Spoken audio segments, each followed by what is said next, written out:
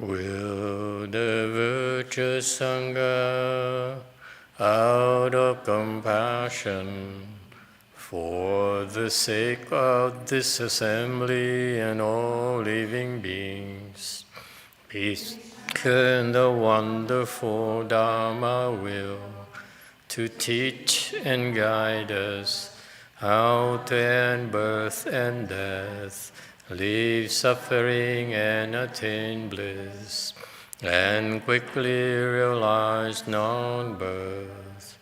Cung thính đại đức tặng thịnh, vì thứ pháp hồi cấp nhất thiết chúng sanh, tình chiến diệu pháp luân giao đạo ngã môn, như há liêu sanh thoát từ ly khổ đắc lạc, tất chứng vô sanh.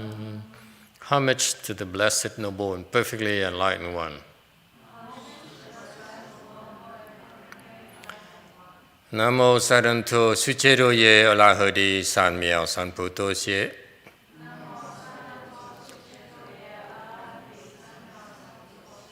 Nam mô Tát Tát Tha Tô Ya Đa Ya La Ha Đế Tam Miêu Tam Bồ Đà Tọa.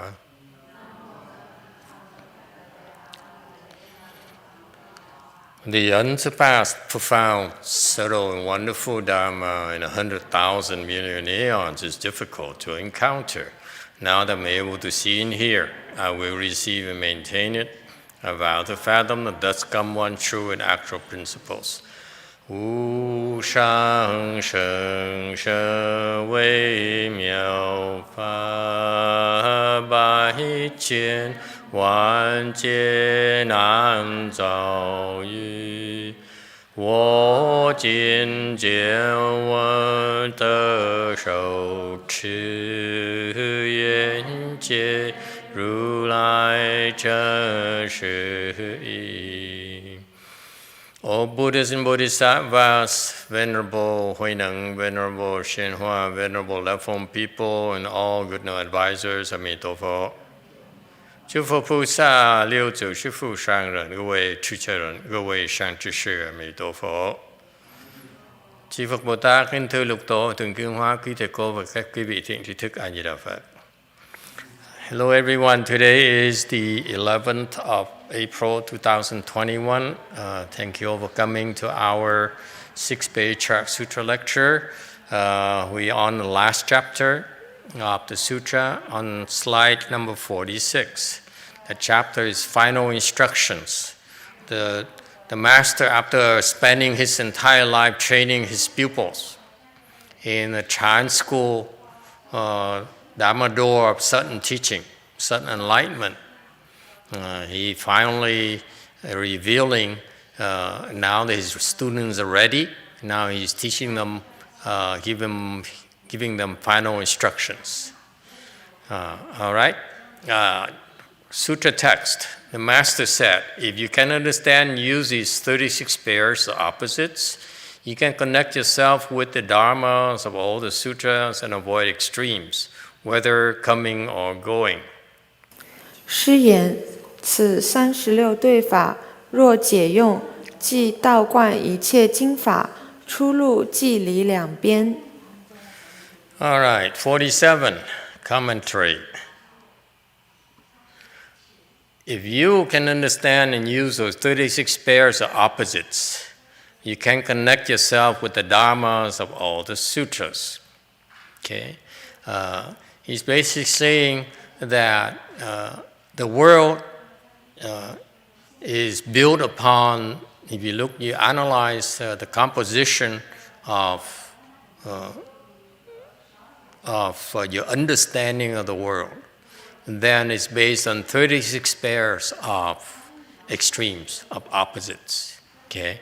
If you understand that, and I admit to you last week, I don't understand the one pair, joy and anger. I don't know why joy should be opposite to anger. I still can't figure it out. Okay? But you understand these pairs, 36 pairs are opposites. Then you'll be able to act in accordance with the Buddhist spirit, with the Mahayana spirit of Buddhism. Okay, that is clearly spelled out in the sutras. The Buddha spent 50 years teaching, speaking a lot of dharmas, among which many sutras, and these 36 pairs are consistent with the Buddhist teachings.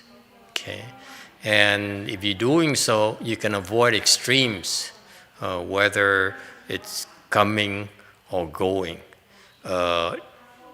Don't know why he says coming and going. Anyone has an idea? Typically in English, we stop right here. You be consistent with the dharmas of the sutras and avoid extremes. This is where we typically stop. I don't know why he says whether coming and going. It's something particular to the time or something, because we're not there. Okay? And remember, the context is he's sending his eminent disciples to a particular direction of their choice and establish themselves as experts, okay, in a Chan doctrine, a Chan school. Okay? And along which I would like to remind you that one of our eminent disciples in Korea started a Zoom class in Korea for the Vietnamese, I heard. And apparently, the 31 people signed up. Korea times, it's like 10 o'clock at night, Sunday night. Sunday night? Yeah. The Vietnamese in Korea are weird. 31 people. Hey, spy number one, tell your masters, my disciples have 31 students who are interested in learning Wei Yang, our Wei Yang. So, Master Xianchu, Master Z, would you like to say something? Are they coming back, or is it a one-time deal? He can't speak, can he? Good Lord. They can't speak. I'm sorry. They're still working on the audio, video thing. They're spending a lot of money buying some audio equipment that we don't see yet. I don't know about Koreans too much. Okay? So anyway, whether coming or going, I don't get it. Why would he say coming or going? Anyone? Huh? What do you think? Oh well, we'll leave it at that. We don't know. 48. Sutra text. When you act from a self-nature in speaking with others, you are separate from external marks, while in the midst of them, and separate from inward emptiness, while in the midst of emptiness. Wow. 自性动用，供人言语，外于离相相，内于空离空。 Okay, Joe Mountain has the answer. To what Joe question? Mountain says, and many of them will come back, he says. Yeah. I don't believe it. The reason being, I never had 31 students in one session. My first session is one student.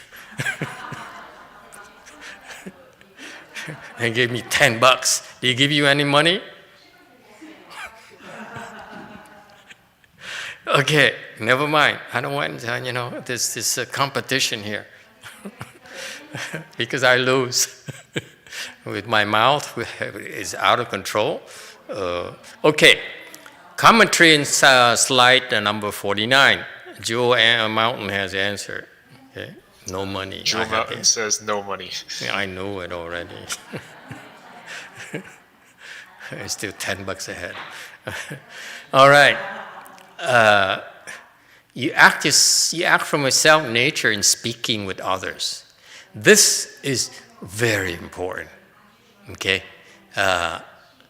it's interesting to me because you know what he's talking about, by the way? Anyone know what he's talking about? Huh? No? No? No? No? Of course not. That's why he waited until the last moment to tell them.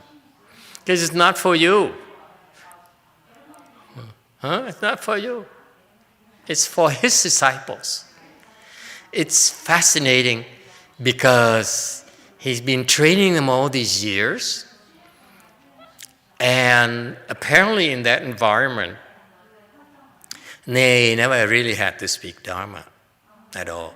I think the people who came to his temple were more interested in listening to him, whatever happened.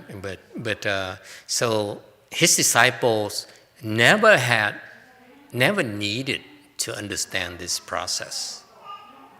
Okay, and so that's why now that they are preparing to leave the nest and go and strike on their own, they need to understand these dharmas. Okay, he says this is you act from a self nature in speaking with others. Okay. Commentary to those people. Okay, I will explain it to you later. This is something that is not meant for all of you. Okay, it is. If I explain it to you, you wouldn't understand it anyway. That's why we don't explain it to you. Okay, but in the spirit of explaining sutras, and of course the scholars would have no clue what we're talking about. Absolutely not. Okay? Most monks and nuns will have no clues either. Okay? So that's why it's not for public consumption. Okay? However, I can tell you that that these people are not ordinary people. That's why they behave. They have certain tools at their disposal, and this is consistent with Master Huineng's teaching throughout this sutra. Okay, and it's the consistent teaching is about everything with him arises from a self nature. Think about it. This is very important concept. You don't need to understand it, but I want you to know. Okay, I read about this long time ago. Had no clue in Chinese. Okay, and some of the Vietnamese translated into Vietnamese as well. But of course, I have no clues, and so forth. But it's more prevalent in the Chinese instructions. Okay, and no one really understands what it means. Okay, Zhu Mountain has a question. Venerable Xianan asks, what does 用 mean in this sentence? 的自性动用用. Yeah, again, it is a technical aspect of the 6th Patriarch's instruction. His instructions are very, very precise, and the translation doesn't do justice. He says the Dong Yung here is in Chinese, which translated from as act. Okay, it is not incorrect, but it's not as precise as the Chinese instruction. Chinese instruction is beautiful. Okay, it is so accurate. So when his disciples, the one who are about to go out and take over, invade, and take over a territory out there, they understand what he's talking about. Okay, so that's why the translation is okay, but it's not for. It's for ordinary people. It's not for his disciples. His disciples would not need this the translation anyway. Okay, but I can explain it to you a little bit. Okay, 自性动用, he says, when your self-nature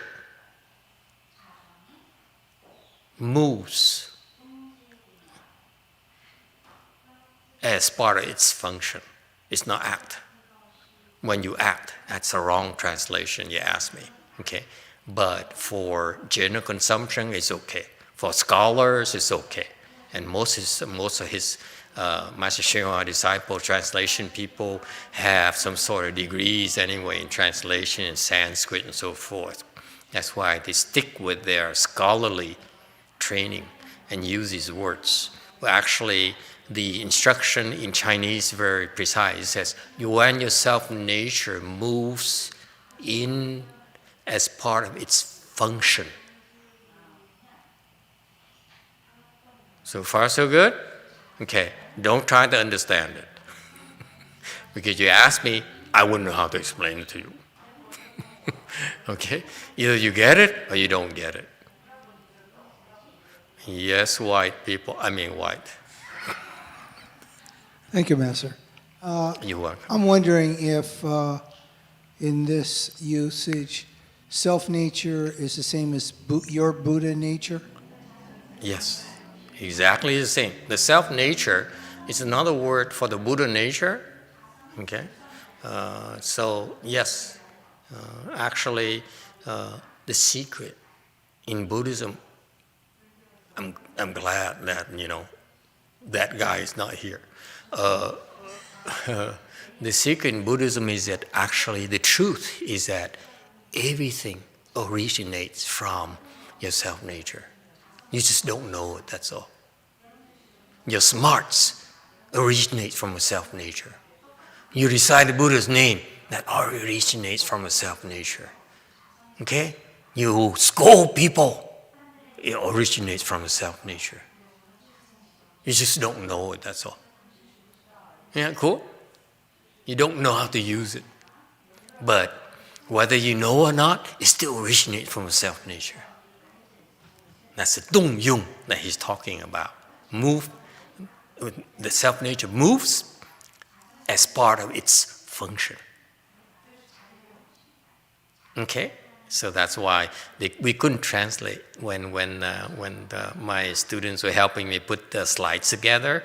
They look at this yung here. That's why they asked me, and I said, I don't want to I don't know how to translate it. We discuss it in the class, okay, when we have a chance, because if I translate it, when your self-nature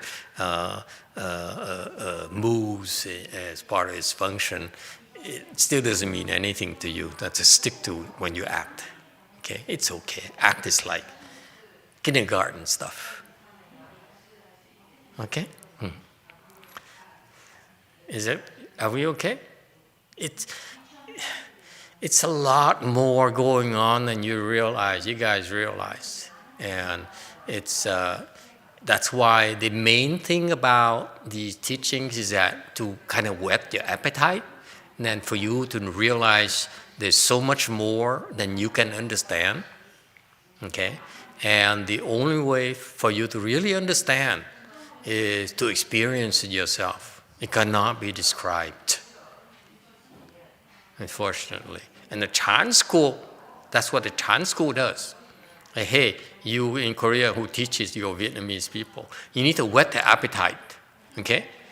You teach people, you need to whet the appetite. Tell them there's a lot more than they think they know, they think they understand. And then eventually, if the condition is right, teach them how to get there, to experience it themselves. It cannot be explained, unfortunately. So far, so good. And along the way, as you progress, you feel good, you have all these great experiences. This is why the people who don't cultivate look at us as fools or wasting our lives. Actually, for a lady who's to sit there hours upon hours and meditate and recite sutras and bow in repentances, they're getting something that cannot be described, that they feel is worth it. These people, trust me, these people are not dumb or crazy by any means. All right?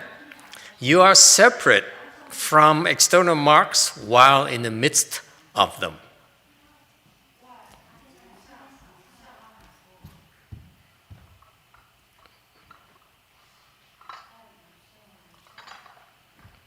Okay, so he says the Chinese is so concise. That's why it is so there's so many different types of interpretations. But I marvel at how beautifully concise his instructions are. He says, when faced with external world, external marks. External marks is just a technical jargon for the outside world. Anything on the outside of us, let's say we are inside, and we look, we hear, we smell, okay? We taste. All those sense organs are designed, are the functions of the self-nature for us to reach out, to connect with the outside world. So far, so good? See, it's consistent with the Dong Yung in Chinese right there. He elaborates a little bit more. He says, when your self-nature interacts with the external world through your sense organs, through your mind, and so forth. That's what we do all day, right? And at night as well. When you do that from your self-nature, then you are separate from the outside world while you're in the midst of the outside world. Does it make sense to you?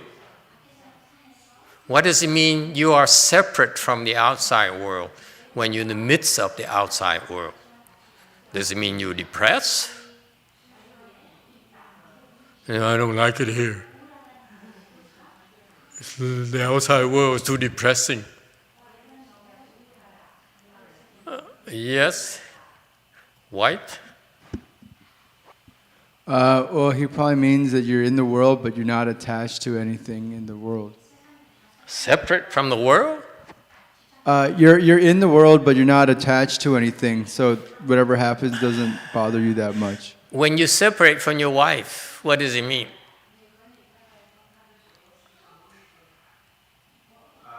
You're not in the presence. It's not a good thing. Okay? So what does it mean? That you have no more contact? How does that work? Well, technically you wouldn't completely be You don't even marry. Why are you answering these questions? I'm just saying technically you wouldn't be actually separate from the person because... Can we hear from married people, please, or separated people?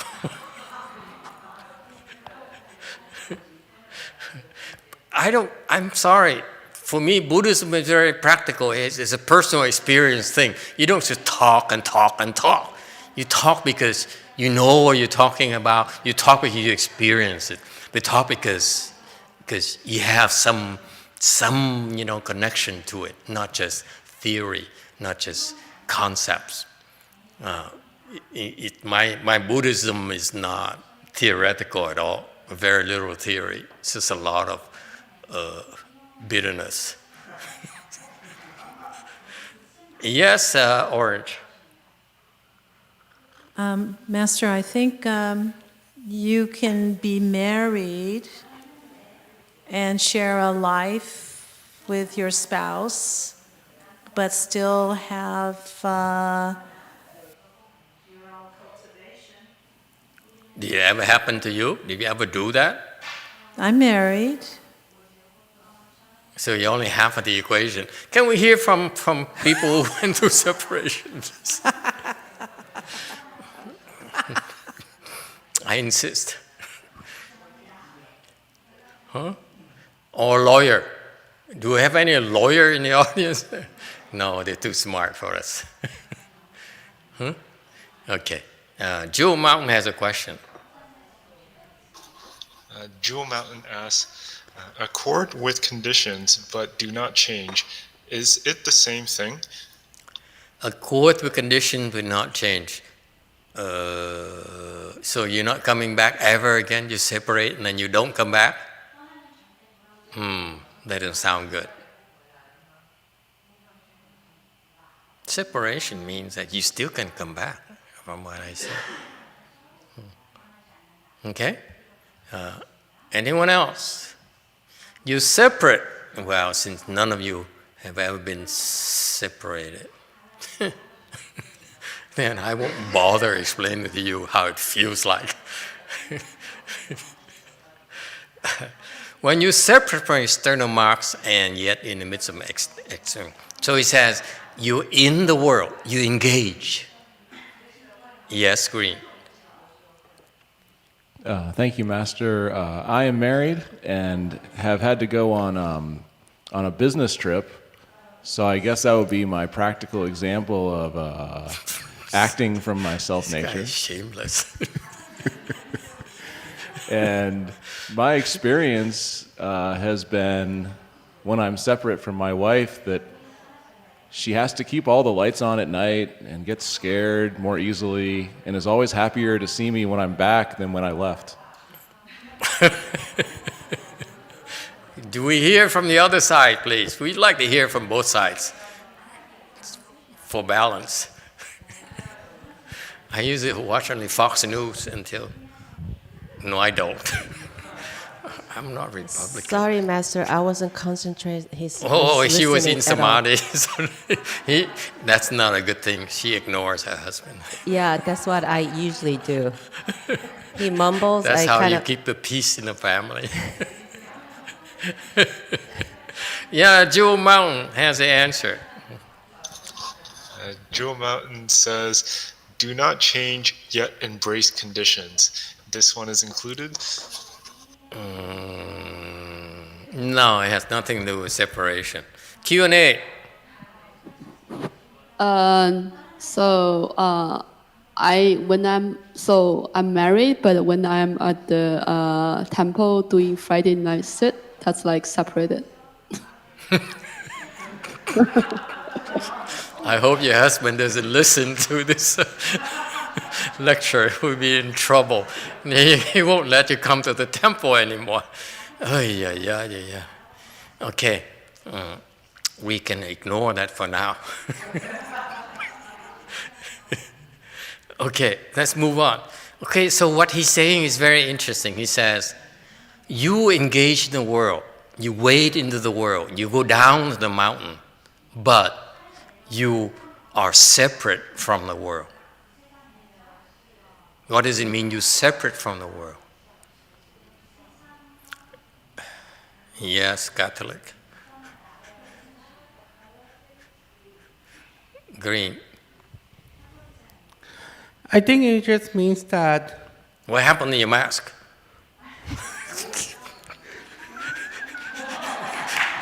he left at McDonald's. I said, do I know you? That's the first reaction. You've been seeing him with a mask all these years, so I can't tell anymore. Yes, sir. Sorry. I think it just means that that you are not connected to the world, you're not part of the world, but you are in the world. Means that, for example, let's say that I go to church, I go to do this and that and help the poor, but I don't involve myself in doing drugs. You mean the church? You mean the Way Mountain Temple?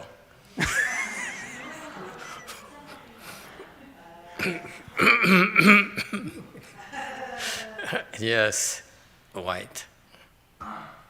I think Jesus Christ said something similar. He said, be in the world, but not of it. Yeah, that sounds good. I think it's a Jesus Christ quote. Okay. So So you can see yourself as Jesus Christ, walking the world and look like Jesus Christ, walking like Jesus Christ, saintly like Jesus Christ, and you call it being separate from the world? Explain yourself, sir. Green. No, let the real expert.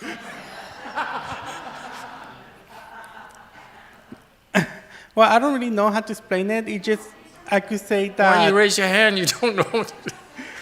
But I could say that, like Jesus Christ was not of the world. When I'm saying that he was helping people all the time, and he did all these miracles and whatever. And even he died for us on the cross.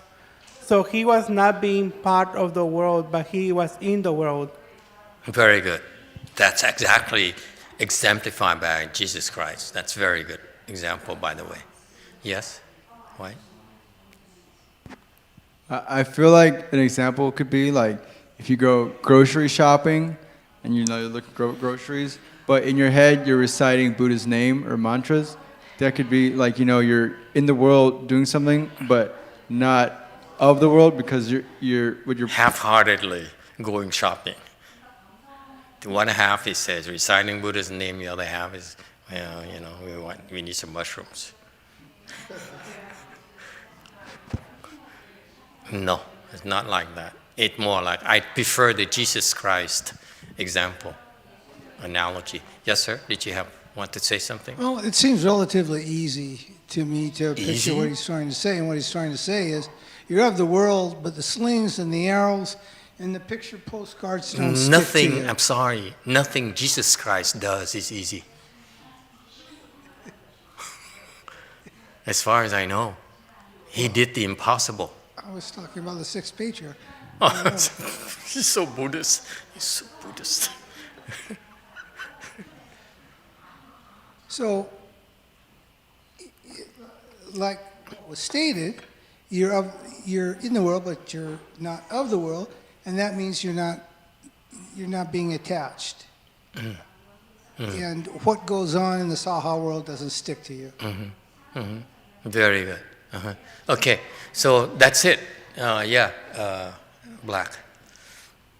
Mô Phật bạch thầy, giống như thầy nói cái mà mình có cái gia đình đi, ai nào cũng khổ về một cái gia đình hết trơn, từ làm con, từ làm vợ, từ làm có con mình nữa, là mình thấy mình rất là khổ. Ai nào trải qua những cái giai đoạn đó, thấy nhiều lắm chứ không phải là mình ấy, thì cũng rất là đau khổ. Mà mình không chấp về cái đau khổ đó thì mình thấy mình rất là an lạc thầy. Master, when talking about you have a family life, whether you're a wife or a daughter or a child or whatever, everybody suffer. But if you don't attach to the suffering, then you will feel very blissful. Okay, very good. You all have the idea, but I want to spell it out, give you more detail to explain to you the depth of his instructions.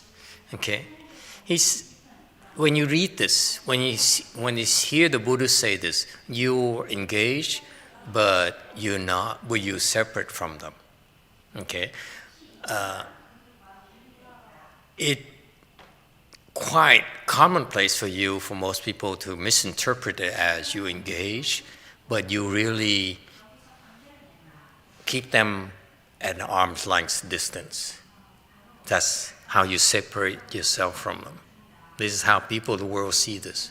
Your separation in a divorce, you separate, there's a distance, you keep the distance. All right? So that's how normal people will understand. This is not what he's talking about. He's talking about when you engage with people, you go into the world where I send you out there to one area, and you need to teach these people, help these people. Okay? So you are in the midst of these people, but you need to be separate from them. Okay? In what sense? In the sense that you don't need necessarily for these people, it's not necessary for these people to keep them at a distance, okay, to protect themselves. Not at all, okay? So it's just like, maybe like nowadays, like physical distancing, 6 feet and so forth. Safe distance, if you will, okay? So that you're separate from them. No, he says that you may be physically in the world, but your mind is not attached to the external world. Your mind is not attached at all to the external world, okay? What does it mean? Meaning that you can engage with people, you can talk with them, you can smile to them, you can cry with them. Yes. But your mind, physically, you're crying, but your mind is not. That's what he's talking about. Not like the way you Catholics think. Okay? Jesus cannot do that. And I don't care what you say. Put your hands down. Okay? It's beyond Jesus' realm. Okay? Yes, Green. Is this kind of like how when you have your false mind and your true mind, and you can use your false mind to relate to others and still have your true mind when you open up your wisdom? It's sort of like that, but it's not like the way you think. It's not the way that that's a typical textbook interpretation, this concept, but it's not quite like that. Okay, there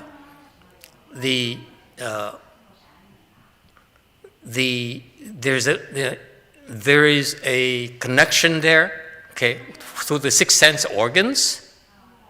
Okay, so that's what he's referring. The false mind is one of the 6 sense organs, the thinking mind. There's a connection there. You use that. But there's also behind that, there's something called the true mind that's disconnected from that. So that's why these people can afford to really engage and cry and smile and laugh and scream, and yet they're not. They're still separate internally from it. It's not something that, for example, the Pure Land people understand, or it's not a concept that's taught in the other schools. In a Chan school, we talk about being separate from external marks in that sense. Yes, Orange. Master, is it because the people that the 6th Patriarch is talking to, they're all enlightened people? Right. So they're able to be compassionate and be with people, but still maintain their true nature all the time. Exactly. And you see, the reason I'm bringing it up is that his instructions to these eminent disciples, this 7th generation of Mahayana Chan school disciples in China, is different from let's say, Master Xinhua's instruction to his disciples. You see that? You see the contrast? He says, I want you to get out of the temple, get away from this way place, go into the world with nothing, and take over. And when you do that, okay, you do it with a purpose, with the spirit of engaging in your communities, in your territory, and yet you still are able to be separate from them. Because you can do that.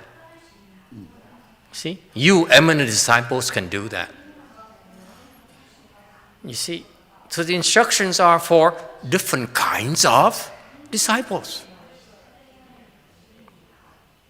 So these are brilliant monks and nuns, okay? They're not ordinary people. You need to recognize that. Because the 6th Patriarch says, you can do it. That's why I'm telling you to do it. I've been training you all these years. You have the skill already. Now it's time for you to go and apply it and become better at it. Because what's the point in knowing how to do it and not use it? Because the more you use it, the more skillful you become, the more you understand. Okay? That's the instruction. Wasn't it fantastic? That's why this 6th Patriarch is such a great Chan monk, because he's the one who trained these people and then taught them properly and gave them the proper directions. Yes, you too. Master, what level do we need to achieve to experience that state? I don't know. I am not the 6th Patriarch, so I have no idea. I'm only explaining it to you because I have the luxury of being able to investigate a 6th Patriarch Sutra and look at what my master did to his disciples. That's all. So I draw comparison based on the approaches, based on the instructions, based on behaviors, based on results. What did they do? These eminent disciples of Master Huineng, what have they accomplished? What did they accomplish? Okay? Chan is, we don't talk, we just do. And the result speaks loudly enough. Okay? If you really understand Chan, you don't talk at all. In Chan school, I will give you a small tip. In Chan school, the person who opens his mouth first loses.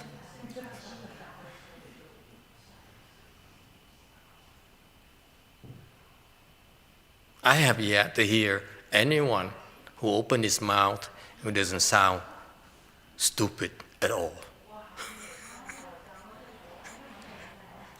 Of my YongHua disciples, all of them, they open their mouth, I say,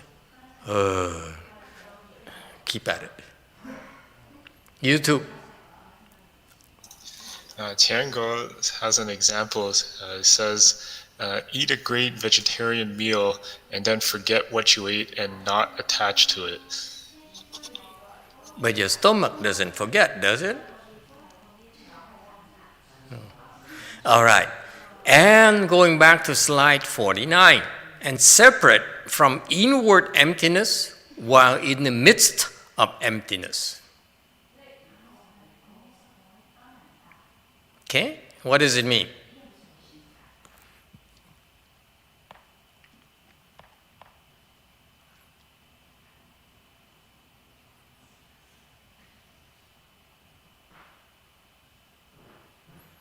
Yes, sir. White.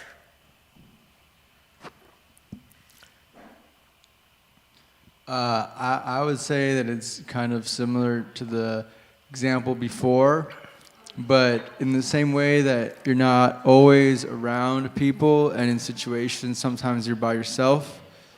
When you're by yourself, you aren't always by yourself. I don't know. Okay. Next.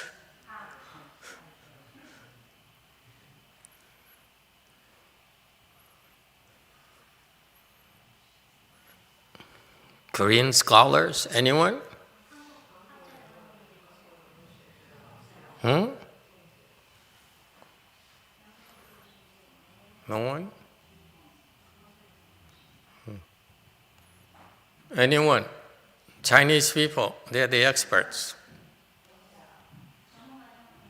Yes, Green. Is it when you disconnect from yourself? No. Absolutely not. Anyone else? This is, let me explain to you. Of course you don't understand. But these people understand. He says, these two sentences have to go together. You say one without the other, then the instructions are incomplete. Okay? Let me explain to you second sentence. Jewel Mountain has the answer. It shows you the depth of your Mahayana understanding. Go ahead, Jewel Mountain. Jewel Mountain says, when Master talks to people, he has Hollywood action like lots of emotions, or looks really happy, but deep inside, Master is still empty. No, inside I'm very depressed. Life is so hard. Okay, no, Master has nothing to do with emptiness. I'm very, very full of junk. Nothing empty about me. Okay, you separate from inward emptiness or in the midst of emptiness. Okay, here's wisdom. The people of these eminent disciples, okay, they look at you. They're not impressed. You understand? They look at you, rich people. You may drive nice cars, but they're not impressed. May have nice clothes, they're not impressed. May give them a big check. Try that with me. He's not impressed. Okay? So, why not? Because they look at it as empty. You understand that? You are not impressed because it means nothing to you, because it's empty to you. Your check, your money is only important to you, not his eminent disciples. Understand that. This is very important because especially you monks and nuns later, when you go out there, when it's your turn to go out there and have your own territory, have your own area, of work, okay, your own regions, your own country, your own continent, okay? Okay, there will be people who come to you with money, with all kinds of things, okay, and for these particular disciples of Master Huineng, they would not be impressed. So he's referring to their state, not the theory. He says, I send you, to go in the midst of emptiness, because I know you look at them as meaningless. You look at fame as meaningless. You look at, I don't know, what else is important in life? Huh? Cash? Yeah, that helps. Okay? With the mortgage. Okay?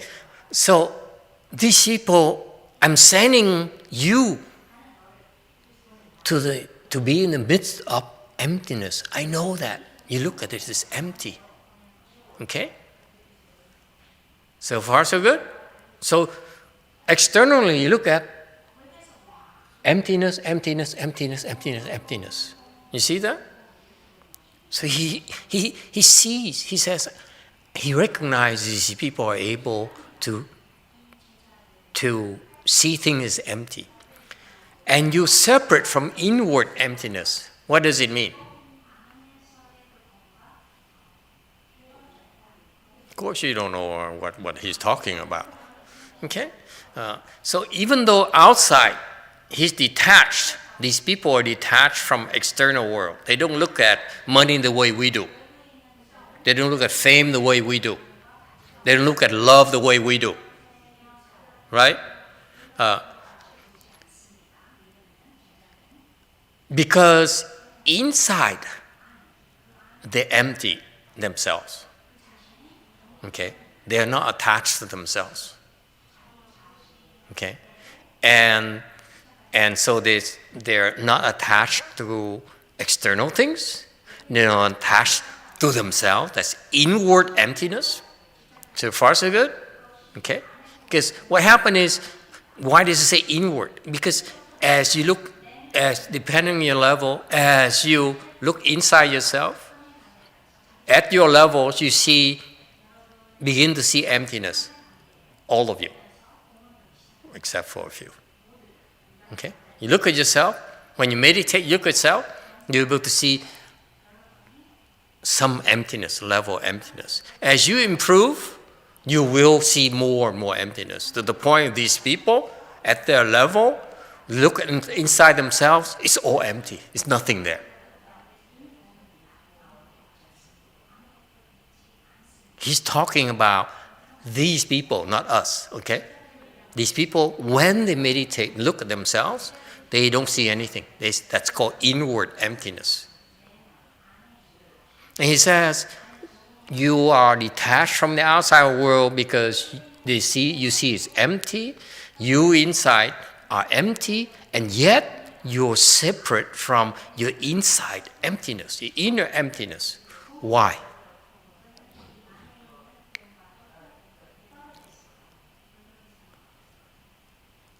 Good. You don't try to make a fool of yourself.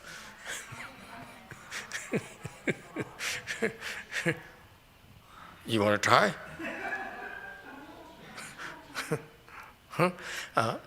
So basically he's saying that this separate here, separate from inward emptiness, is related to the previous sentence. Yeah, let spy try. Mô Phật và thầy nói cái câu đó đó, thầy ngỏ nhớ tới sư phụ đó. Thầy những cái người đại gia đó muốn lợi ủng hộ sư phụ, rồi sư phụ biết, mà sư phụ thầy mình biết là thầy sư phụ, cái tâm sư phụ cái gì cũng không hết rồi, mà cái người này đó, người đại gia, hai người đại gia này đó, thầy muốn lợi giúp chùa cho sư phụ.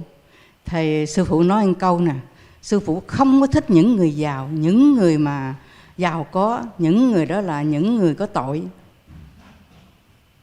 Xong hai người này nó nghe rồi nó sân lên liền, nó thôi cái điều này con không muốn giúp chùa nữa rồi.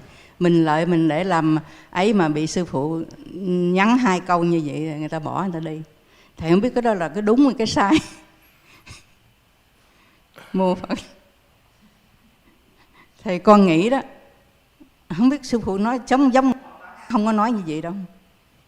Mô Phật, để chút nói tiếp nữa để cho dịch.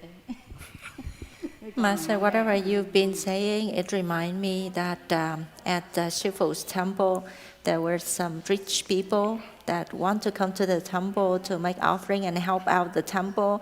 And then Shifu, because like his mind is all empty, and then he said that, I don't like the rich people, they are all sinners. And then the moment they heard that, they all get angry and say, I come here, I want to help. And then he say that, I don't want to help anymore. So they left. I don't know whether he say that's right or wrong.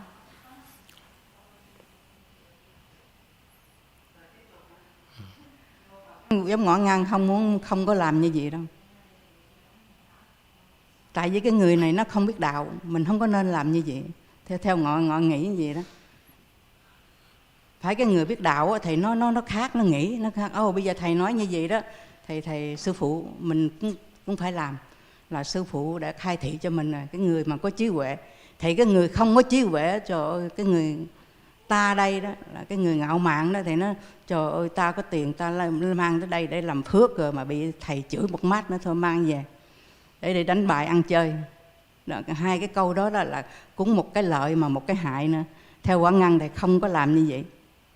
Mình phải thuyết phục những người đó. Mô Phật không biết, theo Quán Ngăn nghe cái câu chuyện đó rồi Quán Ngăn cũng thắc mắc tới bây giờ cũng mấy chục năm rồi, mà bây giờ bữa nay không biết nói câu này là mà đúng hay sai nữa, Quán Ngăn cũng chưa biết nữa, mà Quán Ngăn thắc mắc như vậy đó. Mô Phật. Để thầy khai thế. So I think if it was me, I would not do like that, because those people, they don't know about the Dharma, they don't know anything. So when they heard about that, they will get angry, and then they will say, okay, instead of this money to offering to the temple, I will use it to gambling or spend it on something. If they understand the Dharma, then it's okay to say so. But if they don't, I don't think it's a good thing to say those words to them. So I've been wondering about this thing for so many years. So I would like you to clarify it for me, whether it was right or wrong. Go back and ask your master, sir.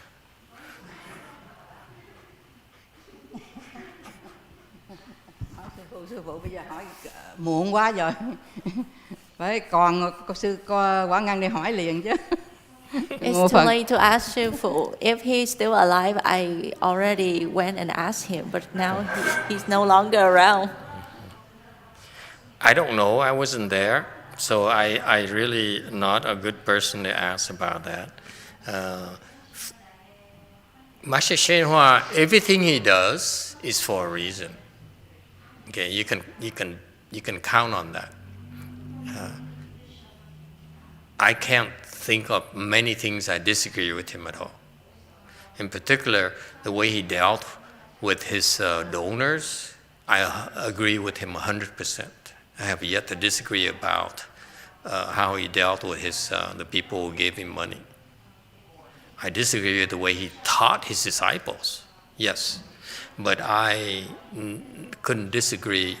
I couldn't find anything to disagree with the way he handled the people who supported the temple, who gave money to the temple. Not yet. Okay? So the answer is that I don't know, and I have to agree with him because of his track record. Okay? And he probably, at that time, didn't have any mortgage. When you have pressure, then you behave differently, I think. Okay.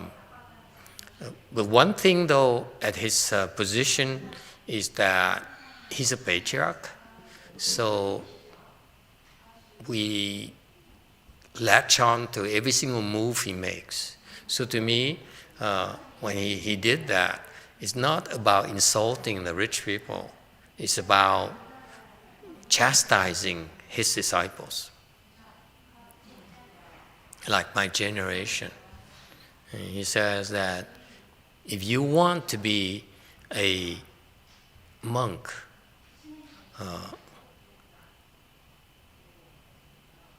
a great monk, you have to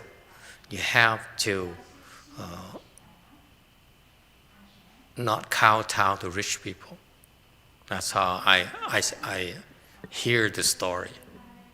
Okay, if they have money, they have power, whatever, you cannot kowtow to these people. Okay, so I would rather chase them away to teach you that lesson. That you disciples, you hear about this story, you understand that it doesn't matter how much money they give you, they give us. Okay, you should be unmoved on this, on the amount of money they give you, but they are not. Okay, so to me, the lesson seems to be towards his disciples, not for the lay people. So he sacrificed those two lay people, okay, on behalf of my generation. Where I hear that story, that's the standard of a monk, Mahayana monk. You cannot. This is. I consistently hear all kinds of stories about him and dealing with donors, and this is the theme I got from that. And it's very loud and clear to me. Doesn't matter how much money you give him, he's totally unimpressed. Totally. I can't disagree with that at all. Okay?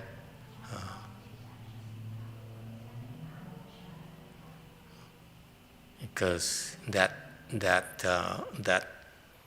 purity is more important than the buildings that you can build with the money. That purity lasts. It's a shining example for many generations, for thousands of years to come, whereas the building will perish in a few hundred years. Yes? White? Master, I'm stupid, so that's why I'm asking this. What more could rich people want out of a Buddhist organization than an ordinary attendee.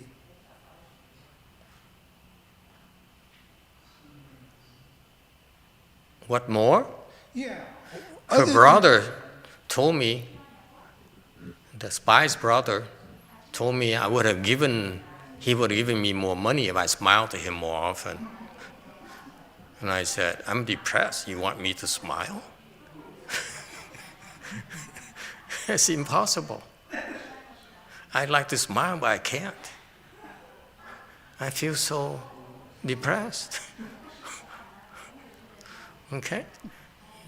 So it's funny. She keeps on telling me, she keeps on reminding me that her brother, he says, when we were at Lu Mountain Temple, she says, my younger brother is very rich. I'd like him to support you. I said, okay, that sounds good.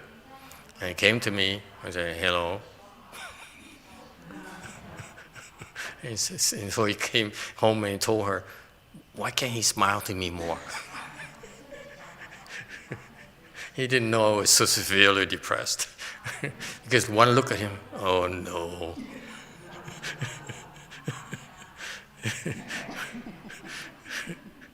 I need to smile to you for, how much money you plan to give me? Really? I have to smile for that? Seriously. My price is a little bit higher than he can afford. Yes, anyone else? Yes, Green. Thank you, Master. Admittedly, I have absolutely no idea what we're talking about when it comes to inward emptiness, other emptiness. But when it comes to the rich people topic, has there ever been an example in Buddhism of high-volume micro-donations? I ask because it seems like if the money comes from someone in a small amount with good intention, it has less, from what I've been listening to over the years, it has less implications, less ability to cause problems. So if 1,000 people donate $1 out of goodness, is that better than one person donating $1,000? Thank you, Master. I'm sorry I have to repeat what I heard today at lunch. I was complaining to my disciples who sit close to me. I said, my own disciple had his first class. He has 21 people. And she corrected me. She says, no, 31. And I said, I never had a class with 31 people, let alone my first class. And we all laughed. And she says, what did you say? She said, it's only because Master worries about elephants. He doesn't like mosquitoes.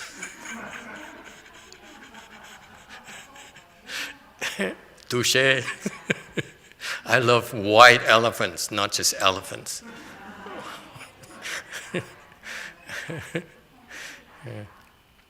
No, I don't know. When we talk about money, I have no clues.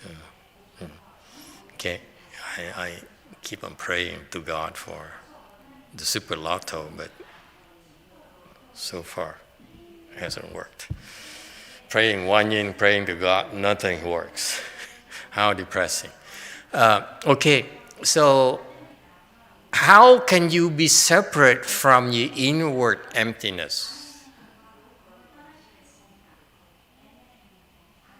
And that's Mahayana.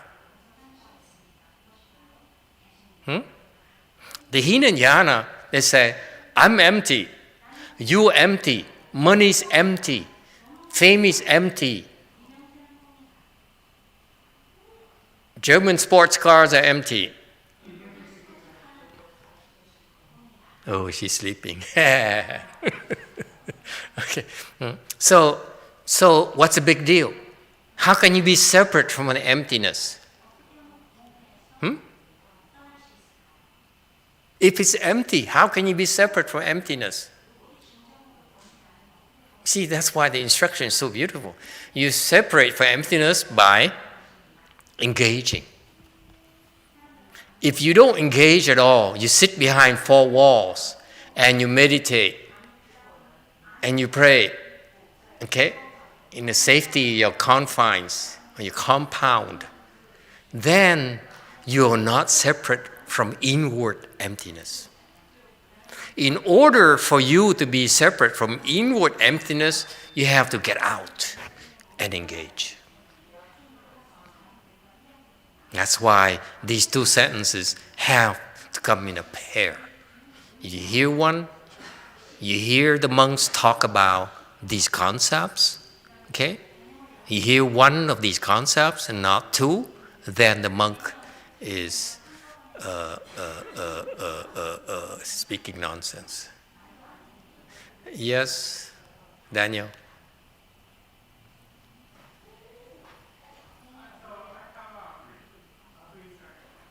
So I have a question. So is it like when the nuns go, Catholic nuns go, like pray throughout the whole morning and things like that, and then they go out to the world and they help the poor and whatever, and when they see they have an attachment, they go back and try to meditate and pray about it, and they're aware of what attachment they have, and they try to clear that out, or is something else?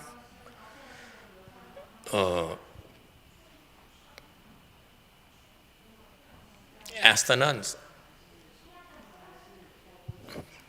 I did. You did? Okay, nuns, answer. We monks don't have that problems. Do you understand his question?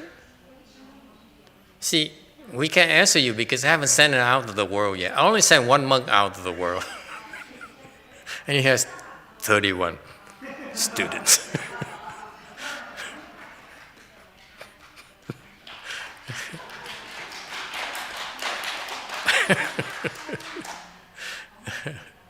Okay,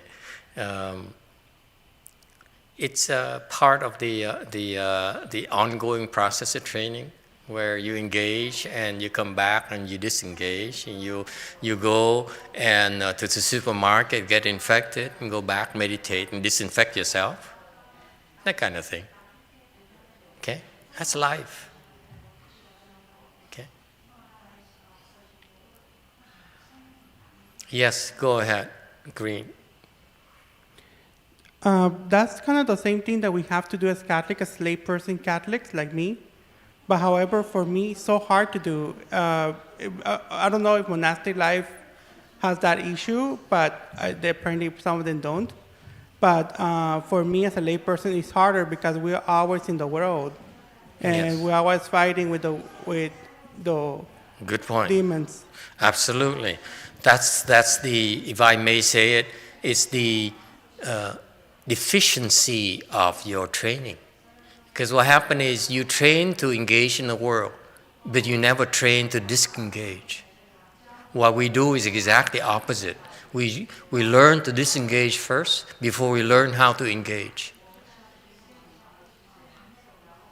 Because once you learn, if you learn how to engage before you learn how to disengage, you may not be able to disengage anymore. Just like to give an example that everyone can get, what I'm talking about is, this is like trying drugs. You try drugs, okay? That's like engaging. And then see how easy it is to disengage. You tell me. Okay? It's very painful to disengage and may not be possible for many people. So for us, we're chickens. We prefer to learn to disengage first from what we have right now. What you have right now is already overwhelming. Yes? Life is overwhelming already.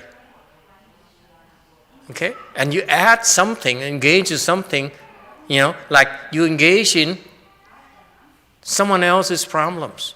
Your own problems you can't handle yet. And you want to carry someone else's burden as well, like Christ did. Okay?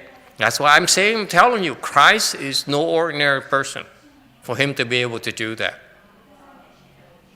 He's no fool. Christ is no fool. Okay? He's able to do that. because he learned to disengage first. Okay? So the Buddhist approach is different from the Catholics in that sense. We have a system of formal training where we train you on how to disengage. Case in point, right now you're fully engaged in life, in your life. And you said, too late for me. I have a family, I have a job, I have so and so and so. I said, can't you just drop it? He says, no. What would my son think of?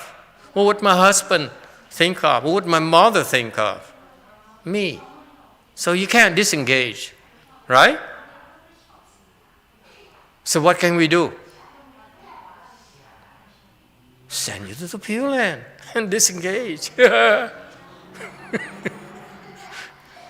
See that? That's the only thing that works for you, because you're fully engaged now. You cannot disengage anymore. Go to the Pure Land. See, Mahayana has so many approaches to solve your problems. But it's still the same principle. You have to learn to disengage first. A person who cannot disengage cannot be trusted.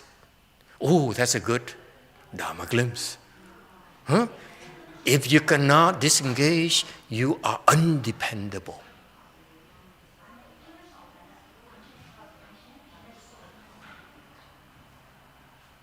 That's your weakness.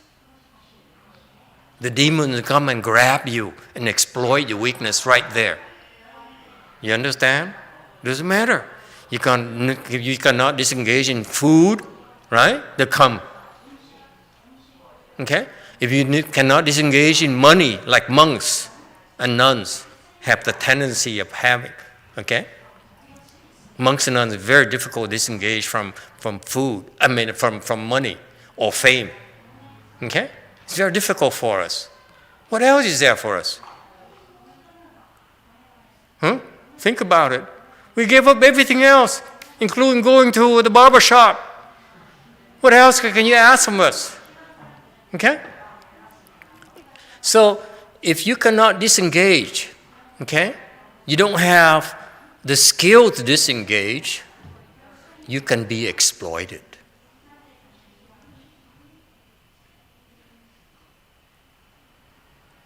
So that's the first skill that's necessary for all of us to do is develop skill to disengage. First. Then you learn how to engage.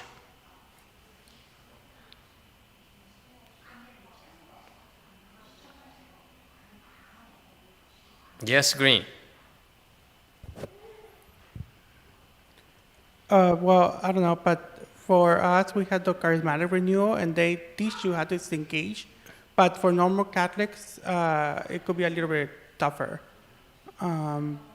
But they do train you in a way, but you have to go to special classes. In your...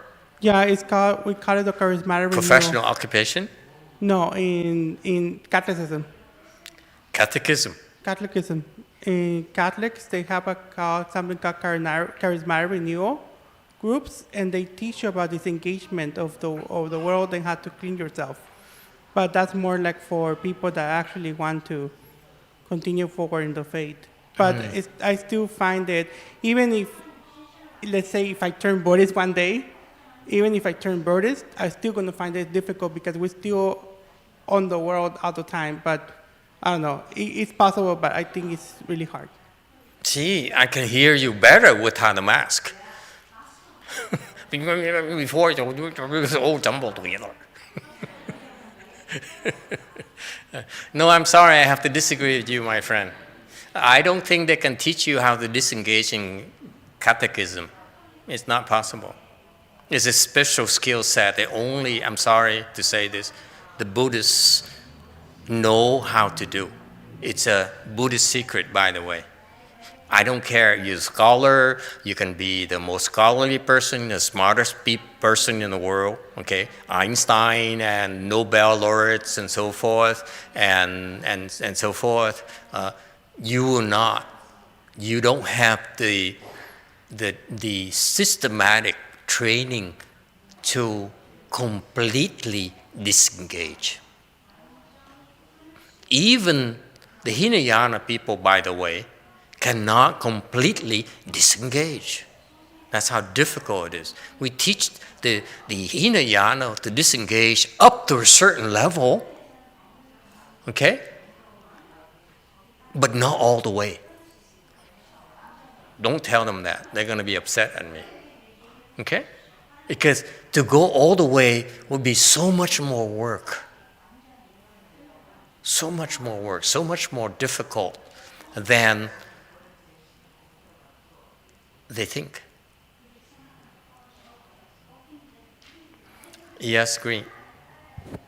So that means that Hinayana Buddhist, that's the right term, Hinayana Buddhist? Yes. They have a different teaching, or it could, like, I don't want to be mean, but just correct me if I'm wrong. So that would be considered false teaching if Hinayana teaching is false teaching? No, it's not false teaching. They just incomplete teaching. They call it half-word teaching. The Buddha taught them how to develop inward emptiness, but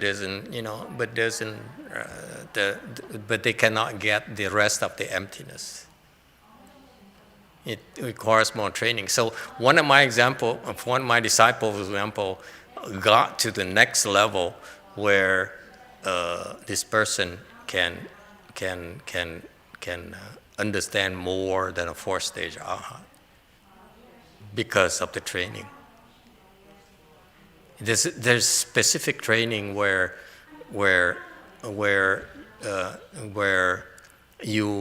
that enables you to develop the skills, not just talk.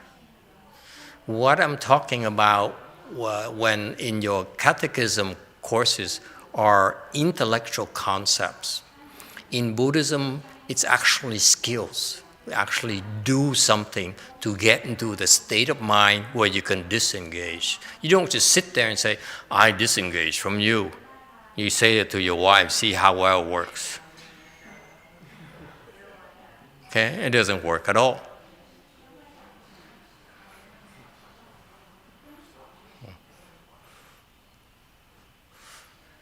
Yes, Kath.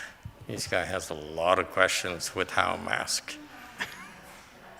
So let's say that you have a wife, right? Let's pretend for a second that you have a wife right now. How would you disengage from your wife by being engaged to your wife?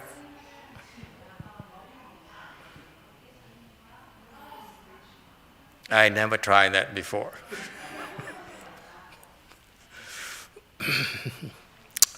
I'm not going to answer that. I take the fifth on that. Now before so many hands now. Give the spy a chance first.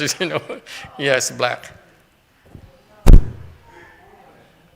Mô Phật và Thầy, giống lục tổ Huệ Năng vậy đó, cái gì đó là cũng không có chấp trước hết. Giống mình chúng sanh, ai nào cũng có cái chấp trước hết trơn á.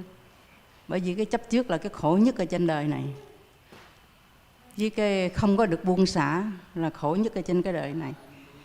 Giống lục tổ Huệ Năng nó buông xả, nó không chấp trước, thì bởi vì nó thấy không, thành Phật liền à.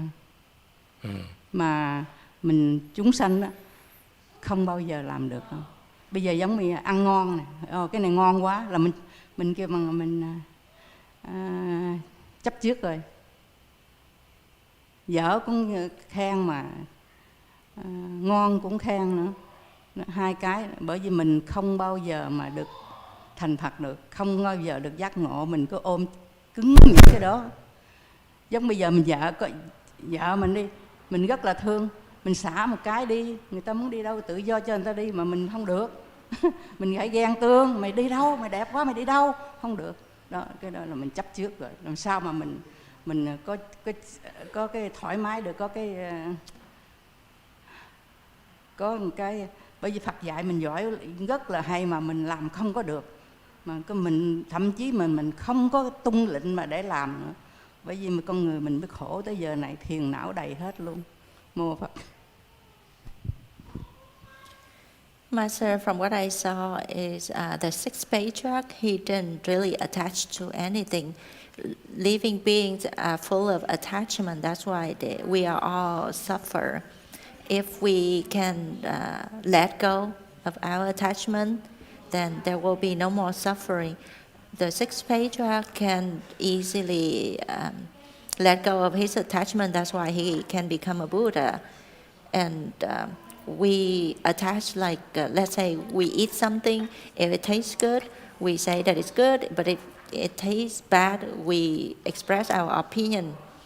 So that's why it's so hard. Like, for example, if you really love your wife, you are attached to her, you don't let her go anywhere. Where are you going? Why you dress up so beautiful? And then you get jealous. But like, if you can let go of your wife, let her go free. You don't have to worry about it.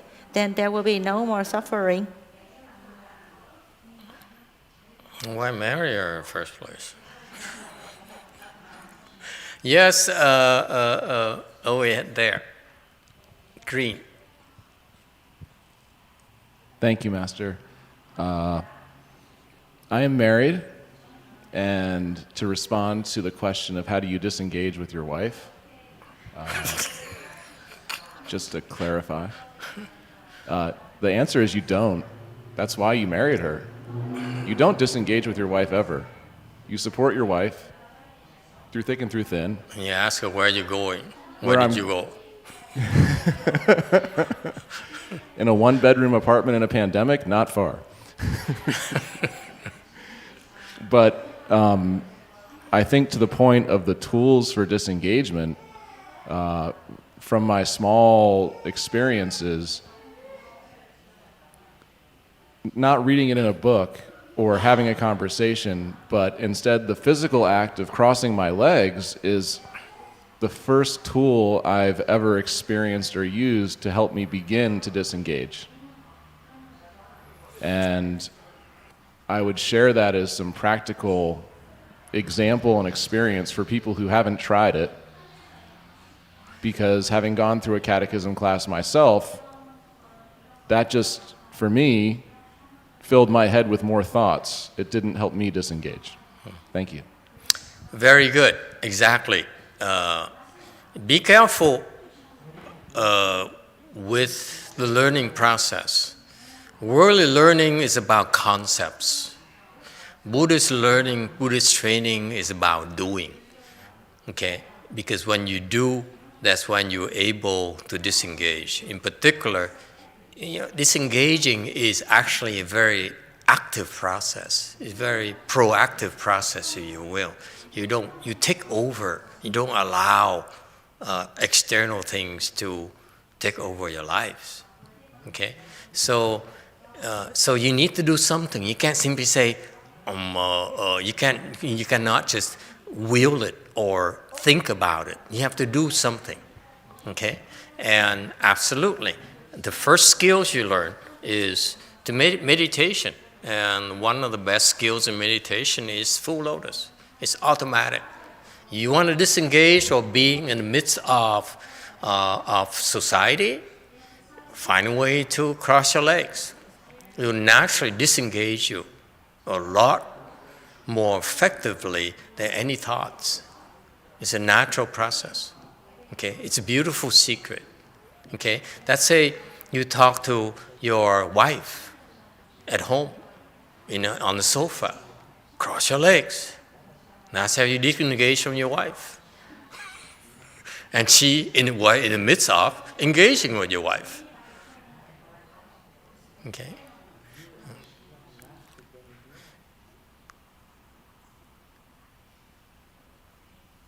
All right. Shall we move on? Or White, did you have another comment? A quick statement in passing. I can't recall you ever lecturing to us about disengagement before, and I think this is a wonderful topic. I'd like to hear as much as you'd like to speak about it.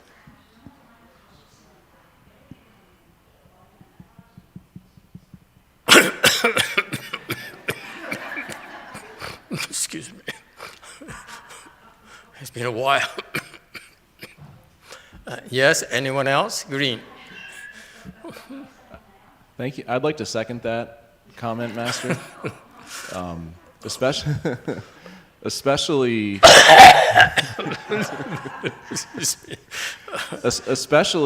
the profound concept of, for those of us who are trained to do work, we're not trained to not work. That's right. We're trained to do a job, and what you might hear a lot in Western movies is the soldier who says, they trained me to do something and now I can't stop. It's a very important concept. Right. Thank you for sharing it. Which movie is that? I like that movie already. Sorry, we take it offline. But also to share, my wife will sit in full lotus and speak with me. So, oh, no. That's total disengagement.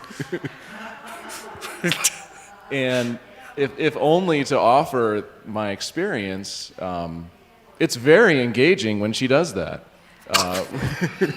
You guys are weird. Okay, let's move on. They're going to think we all Buddhists are weird. Okay. Some of the best conversations we've had. So I just wanted to share that for those who have not had the experience of having their wife talk to them while their wife is in full lotus. It's wonderful. Thank you, Master. I have no idea what he's talking about. Yes, Q&A. Master, do we disengage by taking a loss, or is taking a loss disengagement? Absolutely. Taking a loss is disengagement. Excellent. Okay?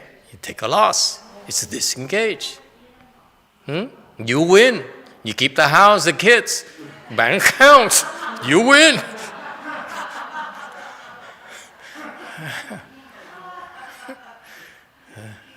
Misery. Yes, White. I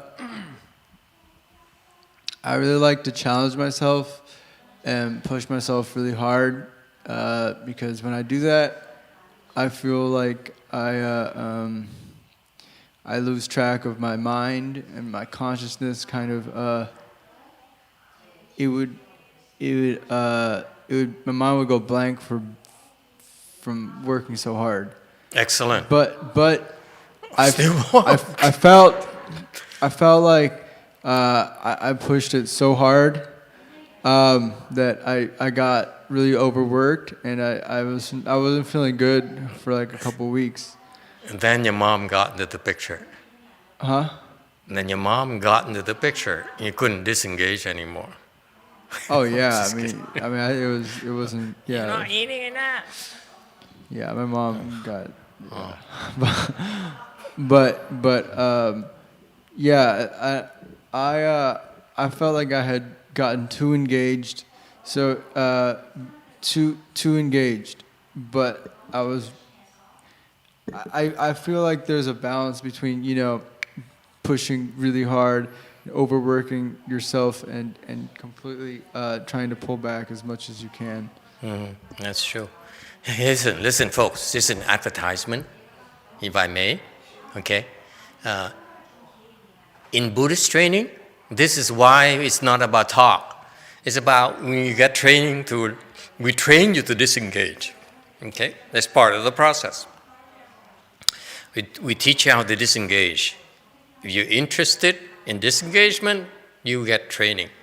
If some of you are interested in feeling good and those things, stay there. It's okay. Okay, it's perfectly okay. But we train you to develop the skills to disengage to the point where the skill enables you to disengage instantaneously.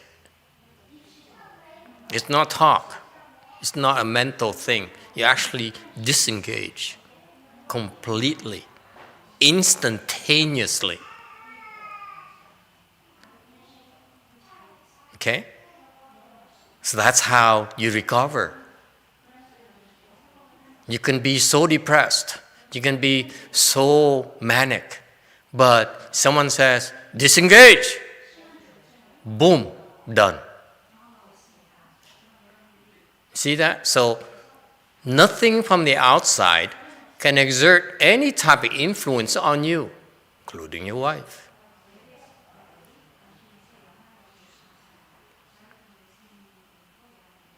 You see that? So it's a real skill. It's just like, I'm not talking to you. It doesn't work. You're not talking to her, but your mind is still thinking about it. Okay? You stop thinking completely. Disengaging here, you stop thinking. That's what disengagement means. It's not a concept. It is actually a physical state where you actually stop any thoughts about it. Does it help? And that's a paying section. Okay, so far we give you free introductory, free downloads. Now professional stuff. Okay? It's possible. It is possible. If you're interested, it's for real. Okay? All right, let's move on. 50, Sutra text. If you're attached to marks, you will add to your deviant views. If you grasp at emptiness, you will increase your ignorance. 若全着相，即长邪见；若全直空，即长无明。 Okay, now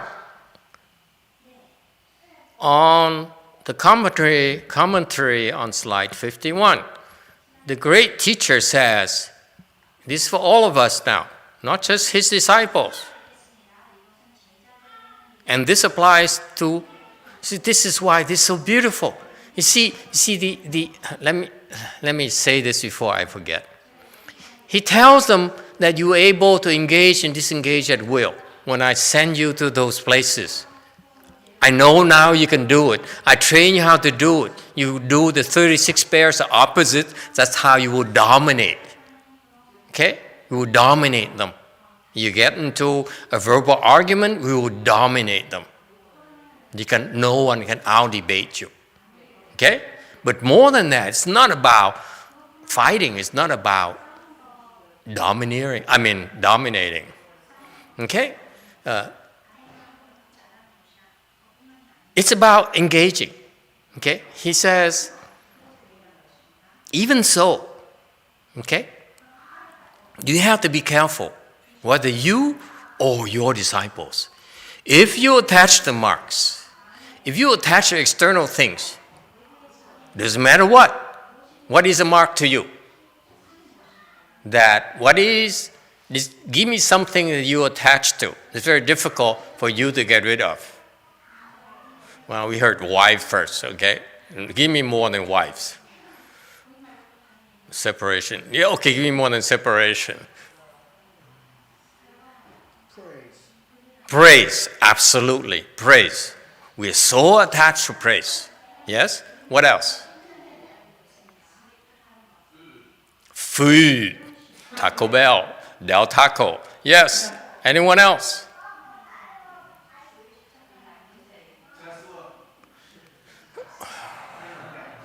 We're going to ignore that comment. I hate Teslas. Okay. Electric abominations. I'm very opinionated. I don't care what you say. Okay, anyone else? Do I hear, what's that Porsche electric thing? Tesla is so ugly to me, my friend. I've never seen a car styling that ugly. It's so American. We yellow people are very sensitive about forms and shapes. Yes, Green. For that reason, Master, I might suggest the Fisker Karma as an on-brand electric vehicle, the Fisker Karma. I like the name, yeah. YouTube, answer. The electric Porsche you were thinking of is called the Taken. The Taken, or Panamera wagon. I'm a little bit ahead of that YouTube person. Yes, Green. Tesla took 2.5 seconds to get to 60 miles per hour. So it's a really good car. Okay, but speed isn't everything. We're talking about culture, we're talking about class. You know, not American. Yes?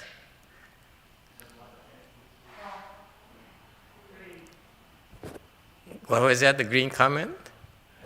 Tesla Model S looks really nice. X? Not Model 3. S. XS. S. That. Can we talk about it? Can we S. go just a little bit? This is really, you know, a tickling thing for me. When the Model X first came out, I almost fainted. I got up, I came to, and then I barfed. How can you charge anyone $100,000 for that abomination? It doesn't even look like a car. Like, woo. Americans are weird. I don't get it. It's so ugly of a car. I see them on the freeway.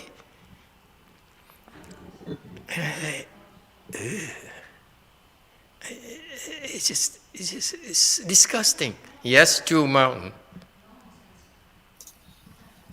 Ju Mi says, attachments to making progress. Attachment to making progress.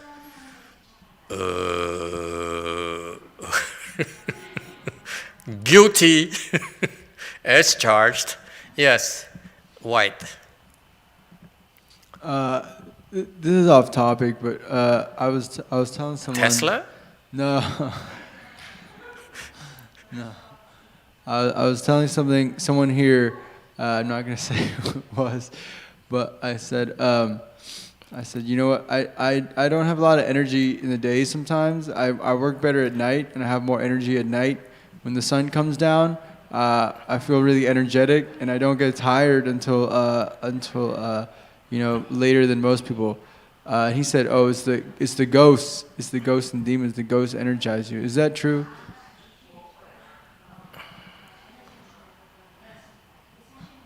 Where do these questions come from?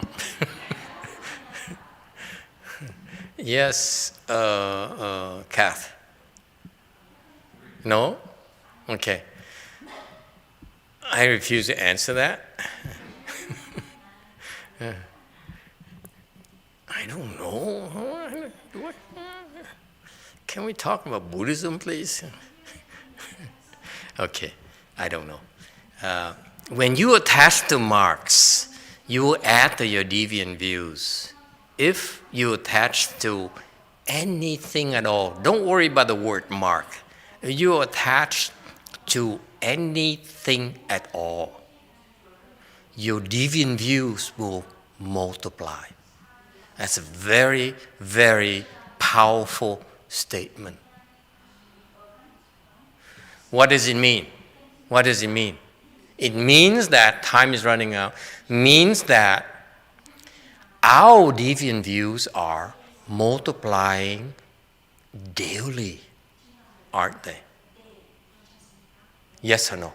If you believe the patriarch's teaching, what he just said here, if you have attachment to any mark at all, anything at all, your deviant views increase.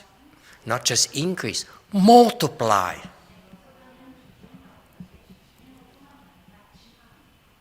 Isn't it scary? You should be scared. That's why We regress in our Saha world because our deviant views and our deviant karmas are a lot more than the good karmas because we are so attached to everything we engage with. Yes or no? I would rather buy a Cadillac ATS-V before I buy a Tesla. Just kidding. Isn't it fantastic, the statement right there? It says, you Catholics have so many deviant views. You're so attached to, so many things. It's scary. There are billion of you. Yes, Green. Master, does that mean it's good to have no possessions and just live in a house with no possessions and just meditate? No. Because it's attachment? No. He says you can live in a house, a nice house in, what's a nice city? Please, have some class, boys.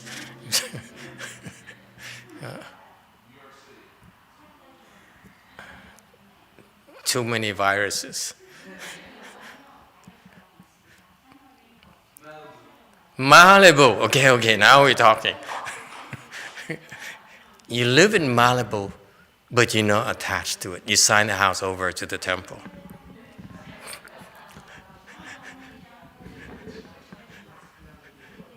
Okay?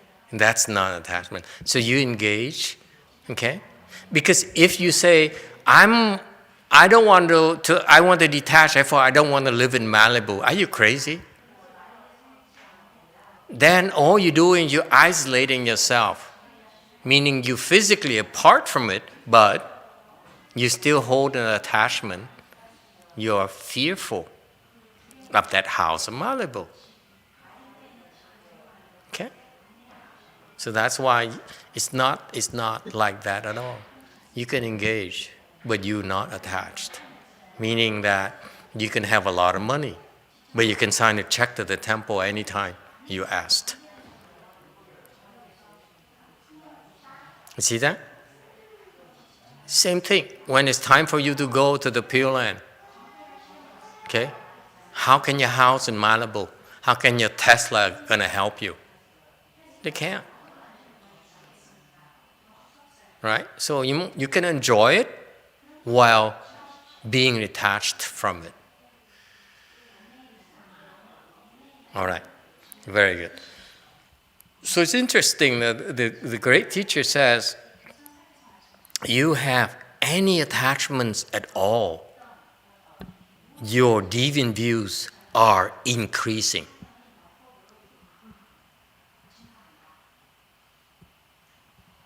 You don't hear this, do you? That's the typical reaction you get from you. Say, tell me something else that I can do about. Okay? And this is the human condition. Yes, Black. Mô Phật, thầy mình không có chấp trước, rồi sẽ lợi ích những cái gì cho mình.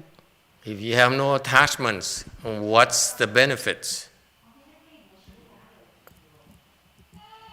You can go to a communist country and live happily ever after.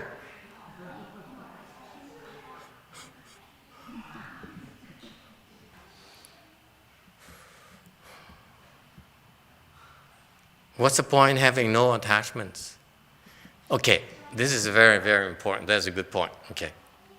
You have to distinguish between attaching and enjoying your blessings.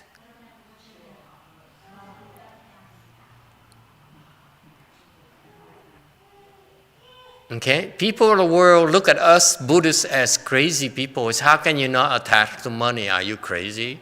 How can you not be attached to your wife? What's the matter with you? How can you not attach to your children? You're so irresponsible parent. Okay? How could you? Your Buddhist teaching is nonsense. No, not at all. It's because the people of the world don't understand the concept of detachment in Buddhism. Detachment, from our perspective, is, let me put it this way, very simply put, you can let go of what you like in a flash with no hesitation. Okay. As proof of that point, can we pass around donation box, please? Let go of your attachments.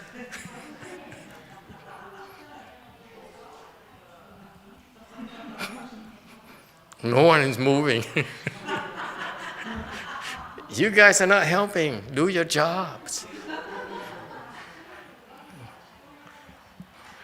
You see that?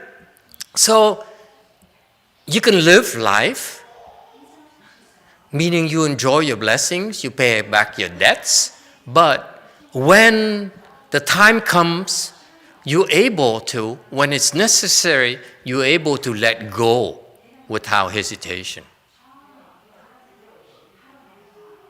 That's called wisdom. It's not stupidity at all. Stupidity is for you to not be able to detach. For stupidity is grasping. Okay? Detaching enables you to enjoy it more. Believe it or not.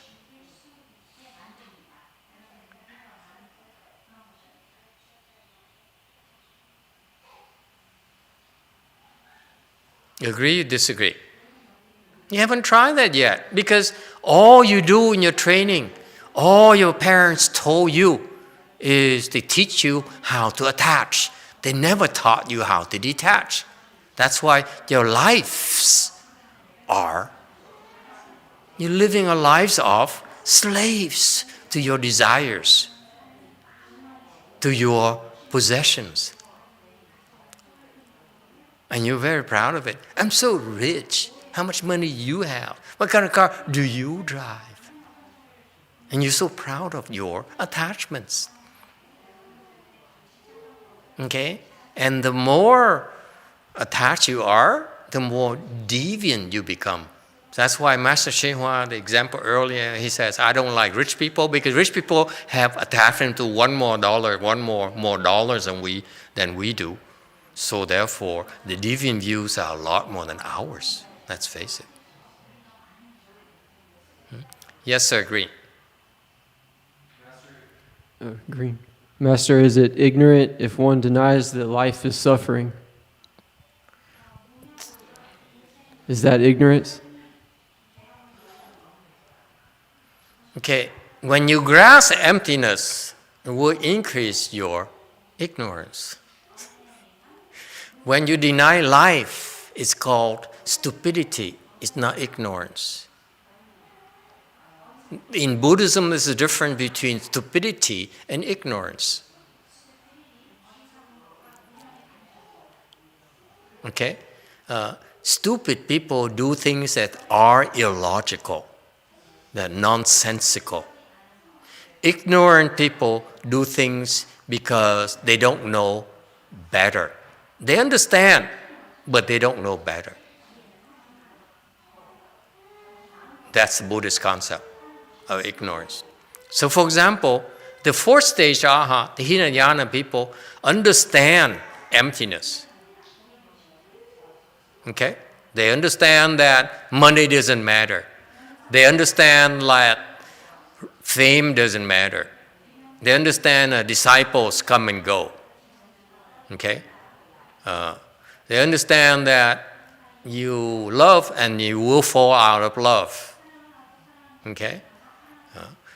And so because of that, they have the wisdom, they don't have many attachments. Okay?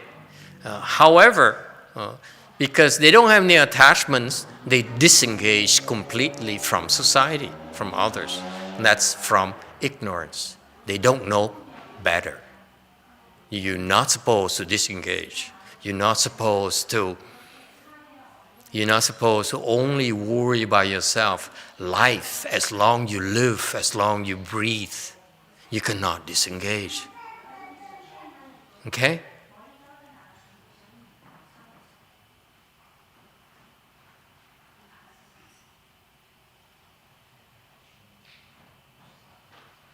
So he's relying. So he elaborated. The 6th Patriarch elaborated a lot more for this slide here. This section in slide 51 elaborates more for everyone. He says, all of you, okay, especially lay people, if you have any attachments at all, be careful. But that's the way we are, okay. You can disclaim it all you want. Reality is that your deviant views will multiply. Okay, you will meaning that you will stray more and more as time goes. You go off on a tangent. You cannot stay straight. You cannot stay the course. It's very important distinction here. Okay? It's not pleasant, it's not polite for him to talk like this, but it's factual.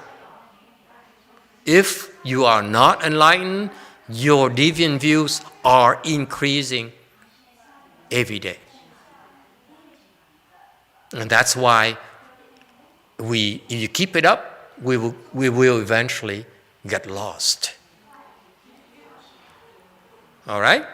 For those people in Hinayana, that's the second sentence. The people in Hinayana who have wisdom, they can see emptiness. They experience emptiness to the point where they can drop all attachments at a drop of a hat.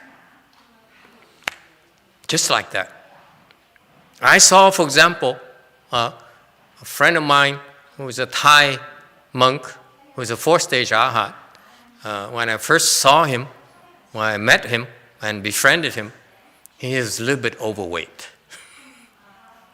He likes pho. Okay? Not the vegetarian one, the one with meat. They're irresistible. Okay? And being a Thai person, he would go to our pho, the Vietnamese pho restaurant, the specialist, and would pour on the hot sauce and the chili peppers and everything. It's not eating pho. He doesn't eat pho the way we do. He adds a lot of spicy stuff. And so for him, so I made a mistake of inviting him out to lunch.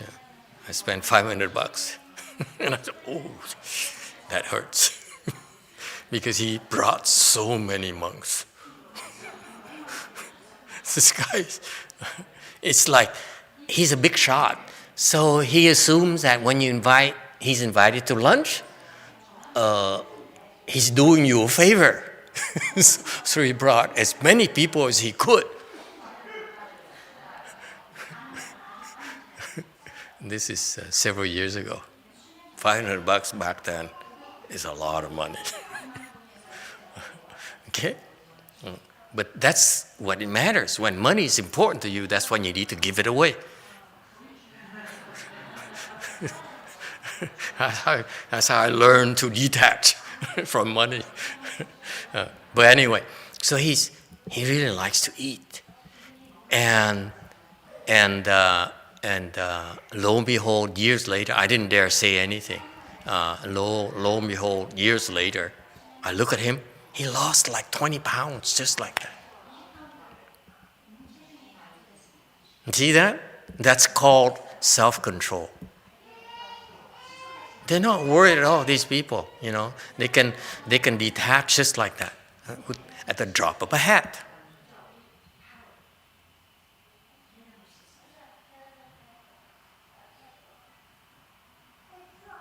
Okay? So it's kind of cool to be in control of your life. And so that's why it's very important for us to reach this level of detachment so that we are in control of our environment. See, ordinary people think of control as controlling others, controlling amount of money, controlling water usage. Control freaks. Okay? The people with wisdom control themselves. They can't care less about outside. Okay? It rains, it shines. They're still peaceful. They're still happy. Rich, poor, they're still happy. Insult them, praise them, they're still happy inside. Okay? And if they're not, they can go back to state happiness just like that. That's a real skill, cool skill to have. That's called mastering, being your own master. You cannot control others. It's not possible for us to control others, but we can control ourselves. That's the only real control we have is of ourselves. Okay? Anyway, that's all I got for you today. And let's stop here. Next time we do a 52. And now we do the rebirth transference to help these many people go to the Pure Land. Hallelujah.